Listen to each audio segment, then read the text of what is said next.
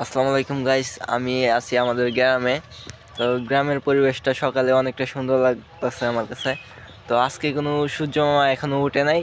10:30 বাজে, আর কিছুক্ষণ গেলে 11টা বেজে যাবে, কিন্তু এখনো অনেকটা কুয়াশা, কোনো রোদ্রের কোনো খোঁজ খবর নাই। তো আমার কাছে আজকের কুয়াশার দিনটা অনেকটা ভালো লাগতেছে। তো আজকে ঠান্ডাটাও একটু বেশি। তো আমার পিছনে দেখতে পাচ্ছেন সরিষা ক্ষেত আছে, এমনকি অনেক ইয়া উড়ি ক্ষেতও আছে। তো এখানে আমি যেখানে আছি সেখানে আমার পিছনে যা দেখতে পাচ্ছেন সে একটি হলো গ্রামের সাইড আর কি, ফসল ক্ষেত। সেই ক্ষেতে বিভিন্ন ধরনের ফসল উৎপাদন হয়। আপনাদেরকে ফসল ক্ষেতগুলো দেখানোর জন্য আমি একটু সামনে এগিয়ে গেলাম।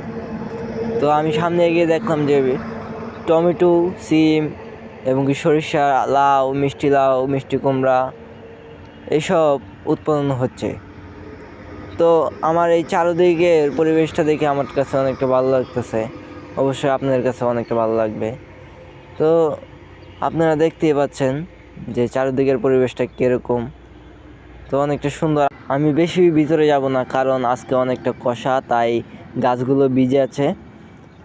তো আমার কাছে অনেকটা ভালো লাগতেছে। আপনাদের কাছে কেমন লাগতেছে অবশ্যই কমেন্টে জানিয়ে দিবেন। আর আমার ভিডিওটি ভালো লাগলে অবশ্যই শেয়ার করে দিবেন। খোদা হাফেজ ভাই, ভালো থাকবেন।